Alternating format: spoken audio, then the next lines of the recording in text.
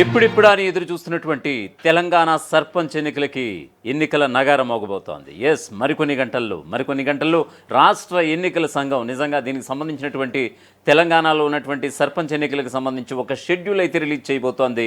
నిజంగా కనుక షెడ్యూల్ వెంటనే రిలీజ్ అయితే కనుక ఆ యొక్క జిల్లాల్లో అంటే సుమారుగా 31 జిల్లాల్లో సుమారుగా ఆ యొక్క ప్రాంతాల్లో సుమారుగా కొన్ని వేల మండలాల్లో కొన్ని వందల మండలాల్లో మరోవైపు కొన్ని వేల 1,12,000 వార్డుల్లో ఇప్పుడు ఎన్నికలు జరగబోతున్నాయి. సో ఇవన్నిటిలో కూడా ఎలక్షన్ కోడ్ ఇప్పుడు అమల్లోకి రాబోతోంది.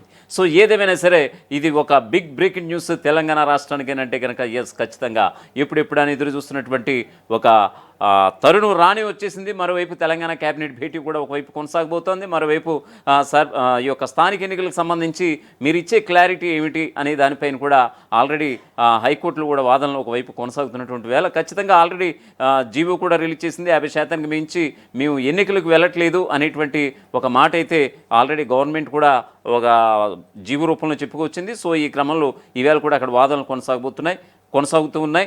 మరోవైపు తెలంగాణ కేబినెట్ భేటీ కూడా కొనసాగబోతోంది. సో ఈ పరిణామాలన్నీ చూస్తుంటే కనుక సాయంత్రం 6 గంటలకి రాష్ట్ర ఎన్నికల సంఘం ప్రెస్ మీట్ పెడుతున్నట్లుగా అధికారికంగానే సమాచారం ఇచ్చేసింది. సో ఏదేమైనా సరే దీనికి ఖచ్చితంగా ఇది ఎన్నికల షెడ్యూల్కే కారణం అంటూ కూడా చాలామంది విశ్లేషిస్తున్నారు. ఏదేమైనా సరే సర్పంచ్ ఎన్నికలకు తెలంగాణ సిద్ధం. సాయంత్రం ఈసీ షెడ్యూల్ విడుదల చేసే అవకాశం. షెడ్యూల్ రిలీజ్ కాగానే అమల్లోకి ఎన్నికల కోడ్. సాయంత్రంలోగా పథకాల పంపిణీ పూర్తికి సర్కార్ కసరత్తు. 3 విడతలుగా సర్పంచ్ ఎన్నికలకు రెడీ అవుతున్నటువంటి ఈసీ ఇప్పటికే రిజర్వేషన్లు 50% మించకుండా జీవో జారీ. 31 జిల్లాలకు 12,733 పంచాయతీల్లో ఎన్నికలు జరగబోతున్నాయి. అలాగే 1,12,288 వార్డుల ఎన్నికల నిర్వహణకు ఈసీ సంసిద్ధతగా ఉంది. సో దీనికి సంబంధించి పూర్తి స్థాయి అప్డేట్స్ ఇవ్వడానికి మా ప్రతినిధి మూషన్ శ్రీనివాస్ మరికాసేపట్లో ఈ యొక్క ఫోన్ ఇన్లోకి అందుబాటులోకి వస్తారు. దీనికి సంబంధించినటువంటి పూర్తి స్థాయి డీటెయిల్స్ ఇవ్వడానికి ఖచ్చితంగా సర్పంచ్ ఎన్నికలకు రంగం సిద్ధమైంది. మరి కాసేపట్లో ఎన్నికల షెడ్యూల్ విడుదల చేసేందుకు ప్లాన్ చేస్తోంది. దీంతో గ్రామాల్లో ఇందిరా మహిళా శక్తి చీరల పంపిణీ, అలాగే మహిళా స్వయం సహాయక సంఘాలకు వడ్డీ లేని రుణాల పంపిణీని ఈవేళ సాయంత్రంలోపు పూర్తి చేయాలని ఉన్నతాధికారులు అలాగే జిల్లా మండల అధికారులకు మౌఖిక ఆదేశాలు సైతం జారీ చేశారు. ఎన్నికల షెడ్యూల్ విడుదలవగానే కోడ్ అమల్లోకి రాబోతుండడంతో ముందుగానే పంపిణీ కార్యక్రమాలు పూర్తి చేయాలని ఆదేశించినట్లుగా కూడా తెలుస్తోంది. ఇటువైపు రేవంత్ సర్కార్ నుంచి కూడా అధికార యంత్రాంగానికి ఖచ్చితంగా వచ్చే నెల 2వ వారం నుంచి ఎన్నికలు ఉండబోతున్నట్లుగా కూడా తెలుస్తోంది. సర్పంచ్ ఎన్నికలను 3 విడతల్లో నిర్వహించబోతున్నట్లుగా ఇప్పటికీ ఎన్నికల సంఘం ప్రకటించింది కూడా. ఇందులో భాగంగా వచ్చే నెల 2వ వారం నుంచి వరుసగా ఎలక్షన్స్ జరిగే అవకాశం ఉన్నట్లుగా కూడా చాలా ప్రస్ఫుటంగా తెలుస్తోంది. మొదటి విడత పోలింగ్ వచ్చే నెల 11న జరిగే అవకాశాలు చాలా స్పష్టంగా కనిపిస్తున్నాయి. 2వ విడత పోలింగ్ 15న జరిగే అవకాశం ఉంది. 3వ విడత 19న జరిగే అవకాశం ఉంది. సో ఈ ఎంటైర్ పరిణామాలకు అన్నిటికి సంబంధించి మా ప్రతినిధి మూషన్ శ్రీనివాస్ పూర్తి స్థాయి అప్డేట్స్ ఇస్తారు. ఖచ్చితంగా మూషన్ శ్రీనివాస్ చెప్పండి. సాయంత్రం 6 గంటలకి రాష్ట్ర ఎన్నికల కమిషన్ ఈ యొక్క షెడ్యూల్ విడుదల చేసే అవకాశాలు చాలా స్పష్టంగా కనిపిస్తున్నాయి. దీనిపై ఎంత మేరకు వాస్తవం ఉంది? అంటే మనం ఎప్పుడెప్పుడు అని ఎదురు చూస్తూ ఉన్నారు. దాదాపుగా తెలంగాణ రాష్ట్రంలో ఉన్నటువంటి ఆశావాహులందరూ కూడా లోకల్ బాడీస్ లో పోటీ చేయాలన్నటువంటి ఆశావాహులందరూ కూడా ఎప్పుడెప్పుడు అని ఎదురు చూస్తున్నటువంటి ఆ సందర్భం ఇప్పుడు వచ్చిందని చెప్పుకోవచ్చు. కానీ బీసీ రిజర్వేషన్ల విషయంలో మాత్రము పాత రిజర్వేషన్లకు అనుగుణంగానే కొనసాగుతామని చెప్పేసి ఇప్పటికీ ప్రభుత్వం ఒక జీవో విడుదల చేసింది. ఆ జీవో నెంబర్ 46 విషయంలో జరుగుతున్నటువంటి ఆ యొక్క రభసను కూడా మనం చూస్తా ఉన్నాం. ఏది ఏమైనా కానీ జిహెచ్ఎంసీ ఈ సర్పంచ్ ఎలక్షన్ సంబంధించినటువంటి విషయంలో మాత్రము ఒక సందిగ్ధతకు తెరపడినటువంటి సందర్భాన్ని అయితే మనం చూస్తా ఉన్నాం. ఎట్టి పరిస్థితుల్లోనైనా ఈ రోజు సాయంత్రమే ఖచ్చితంగా దీనికి సంబంధించినటువంటి విషయంలో ఒక జీవోని అయితే ఇవ్వబోతా ఉన్నారు. సర్పంచ్ ఎలక్షన్ కి సంబంధించినటువంటి ప్రతి అప్డేట్ ను కూడా ఈ రోజు 6 గంటలకే ప్రకటించబోతున్నట్టుగా మాత్రం తెలుస్తా ఉంది. 31 జిల్లాలకు సంబంధించినటువంటి విషయంలో 12,733 మండలాలలో దాదాపు 1,12,288 వార్డులకు ఈ యొక్క ఎలక్షన్స్ అయితే జరగబోతా ఉన్నాయి. 3 విడతలుగా ఈ యొక్క ఎలక్షన్స్ నిర్వహించాలని చెప్పేసి ఇప్పటికే నిర్ణయం తీసుకున్నట్టుగా మాత్రం మనకు తెలుస్తా ఉంది. రాధాకృష్ణ, మరొక వైపు ఆల్రెడీ తెలంగాణ కేబినెట్ భేటీ కూడా సీఎం రేవంత్ రెడ్డి అధ్యక్షతను కొనసాగుతోంది. అంటే ఈ యొక్క కేబినెట్ భేటీ అయిన అనంతరం ఈ షెడ్యూల్ నోటిఫికేషన్ మీద ఒక క్లారిటీ వచ్చే అవకాశం ఉందని కూడా కొన్ని గంటల క్రితం వార్త ఒకటి చక్కర్లు కొట్టింది. కాకపోతే ఇంతలోనే రాష్ట్ర ఎన్నికల కమిషన్ సాయంకాలం ప్రెస్ మీట్ అంటూ పెట్టడం నిజంగా అంటే ప్రభుత్వ వర్గాల నుంచి ఖచ్చితమైనటువంటి సమాచారం ఈ మధ్యలోనే వెళ్ళిందని అనుకోవచ్చా? అంటే గవర్నమెంట్ ప్రభుత్వానికి సంబంధించినటువంటి ప్రతి విషయంలో కూడా ఆచితూచి వివరించాల్సి వస్తుంది. ఎందుకంటే ఎలక్షన్ కోడ్ వచ్చినటువంటి సందర్భంలో ఖచ్చితంగా ఎలాంటి పనిని కూడా చేయడానికి అవకాశం ఉండదు. కాబట్టి ఖచ్చితంగా ఎలక్షన్ కోడ్ రాకముందుకే అన్ని రకాలైనటువంటి ముఖ్యంగా ప్రజలకు చేరవేల్సినటువంటి ప్రతి ఒక్క విషయంలో కూడా జాగ్రత్త వహించాల్సి ఉంటుంది. అంటే ఏ స్కీమ్ లోనైనా కానీ అది ప్రజలకు చేరువయ్యేటువంటి విషయంలో ఎలక్షన్ కోడ్ రాకంటే ముందే ఆ యొక్క పద్ధతిగా పోవాల్సినటువంటి పద్ధతి ఉంటుంది. కాబట్టి అందులో భాగంగానే సర్పంచ్ ఎలక్షన్ సంబంధించినటువంటి విషయంలో మాత్రం ఒక ఆచితూచి వ్యవహరిస్తున్నారని చెప్పుకోవచ్చు. ఈ రోజు సాయంత్రం అయితే ఖచ్చితంగా సర్పంచ్ ఎలక్షన్ కి సంబంధించినటువంటి విషయంలో ఒక ప్రకటన మాత్రం విడబడబోతా ఉంది. సాయంత్రం నుంచే పల్లెలలో ఎలక్షన్ వాతావరణము ఒకటి కనబడబోతా ఉంది. అలాగే ఎలక్షన్ కోడ్ కూడా అమలు కానున్నటువంటి సందర్భాన్ని అయితే మనం చూస్తా ఉన్నాం. రాధాకృష్ణ, మరొక వైపు రాష్ట్ర వ్యాప్తంగా 27 మండలాల్లో ఎక్కడ కూడా బీసీలు అనేటువంటి వాళ్ళు పోటీ చేయలేనటువంటి పరిస్థితి నెలకొంది. అంటే వాస్తవానికి 2011 జనాభా లెక్కల ప్రకారం కావచ్చు, బీసీ డెడికేటెడ్ కమిషన్ సిఫార్సుల ఆధారంగా కావచ్చు, వాట్ ఎవర్ జీవో నెంబర్ 46 మూలాన కావచ్చు, ఏదేమైనా సరే ఈ యొక్క బీసీలకి తలనొప్పులు తీసుకొచ్చాయనంటే కనుక చాలామంది అదే చెప్తున్నారు.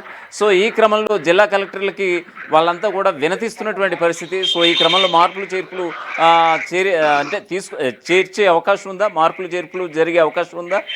ఎట్టి పరిస్థితుల్లో కూడా మార్పులు జరగవని చెప్తా ఉన్నారు. జీవో నెంబర్ 46నే అమలు చేస్తామన్నటువంటి మాటను ఇప్పటికే ఘంటాబద్ధంగా అధికారులు అయితే చెప్తున్నటువంటి పరిస్థితి. 2011 జనాభా లెక్కల ప్రకారమే ప్రజలకు న్యాయం జరిగే విధంగానే ఈ యొక్క ఏదైతే రిజర్వేషన్ అమలు ఉందో అది జరిగిందని చెప్తా ఉన్నారు. అయినప్పటికీ కూడా దాదాపుగా 27 మండలాలలో ఒక్కరంటే ఒక బీసీ సర్పంచ్ కూడా లేనటువంటి సందర్భాన్ని అయితే మనం చూస్తా ఉన్నాం. మరొక వైపు బీసీలకు న్యాయం చేస్తామని చెప్పినటువంటి కాంగ్రెస్ ప్రభుత్వము మరి ఎందుకు ఇలా చేసింది అన్నటువంటి ఒక ప్రశ్న మాత్రము మనకు వినబడతా ఉంది.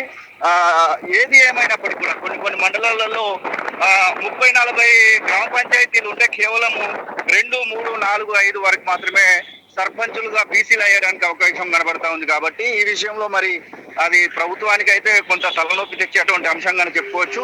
అయినప్పటికీ కూడా కాంగ్రెస్ పార్టీ పరంగా 42% రిజర్వేషన్ ఇస్తామంటూ ఇప్పటికే కేబినెట్ మీటింగ్ లో వారు చర్చించి పార్టీ పరంగా నిర్ణయం తీసుకుంటామని చెప్పేసి చెప్పినటువంటి సందర్భాన్ని కూడా మనం చూసాము. మరి చూడాలి ప్రజల నుంచి వెళ్ళి అలాగే బీసీ సంఘాల నుంచి వెళ్ళి ఎలాంటి రెస్పాన్స్ వస్తుంది. ఇది ప్రభుత్వానికి మరి ఏమైనా వ్యతిరేకంగా ఉండే అవకాశం ఉంటుందా, లేదంటే అనుకూలంగా ఏమైనా మారుతుందా ప్రభుత్వానికి? ఎందుకంటే పార్టీ పరంగా ఒకవేళ రిజర్వేషన్ కల్పించినట్టు అయ్యేది ఉంటే ఆ పార్టీ పరంగా ఎవరికైతే అవకాశం ఇస్తారో వారికి ఓట్లేసి ప్రజలు గెలిపించుకోవడానికి అవకాశం ఉంటుందా, మరి ఏం జరగబోతుంది అనేది మాత్రం ఒక ప్రశ్నార్థకంగా మాత్రం కనబడతా ఉంది. Radhakrishna, okay motion Srinivas, thanks for updates. మొత్తానికి ఇది పరిస్థితి. ఏదేమైనా సరే తెలంగాణలో ఎన్నికల నగార మోగబోతోంది. సాయంకాలం 6 గంటలకి రాష్ట్ర ఎన్నికల సంఘం నిజంగా సర్పంచ్ ఎలక్షన్స్కి సంబంధించి ఒక షెడ్యూల్ రిలీజ్ చేసే అవకాశాలు చాలా స్పష్టంగా కనిపిస్తున్నాయి. ఎప్పుడెప్పుడు అని ఎదురు చూసినటువంటి క్షణం మరికొన్ని గంటల్లో సాయంత్రం 6 గంటలకి రాబోతుందని అంటే కనుక ఖచ్చితంగా అదే కనిపిస్తోంది. ఎందుకంటే 3 విడతల్లో ఇప్పటికే ఎలక్షన్స్ పూర్తి చేసేస్తామని ఇప్పటికే రాష్ట్ర ఎన్నికల సంఘం ప్రకటించింది. కాకపోతే ఆ డేట్స్ మీద కాస్త సందిగ్ధత నెలకొంది. కాకపోతే 3 దశల్లో ఈ యొక్క రాష్ట్ర వ్యాప్తంగా 31 జిల్లాల్లో 12,000 గ్రామ పంచాయతీల్లో 11,12,000 గ్రామ వార్డులకు సంబంధించి ఎన్నికలు జరగబోతున్నాయి. సో ఈ క్రమంలో వాస్తవానికి మనకున్నటువంటి రిపోర్ట్స్ ప్రకారం అయితే 11న మొదటి దశ, 2వ విడత 15న, అలాగే 3వ దశ వచ్చేసి 19న జరిగే అవకాశం ఉందని కూడా అధికారులు అంచనాకైతే వస్తున్నారు. ఓటింగ్ జరిగిన రోజునే ఓట్లను లెక్కించి ఫలితాలు కూడా ప్రకటిస్తారని కూడా తెలుస్తోంది. గ్రామ పంచాయతీల రిజర్వేషన్ల గెజెట్స్ను పంచాయతీరాజ్ డైరెక్టర్ శ్రీజన ఎన్నికల సంఘానికి సోమవారం మధ్యాహ్నం అందించారు.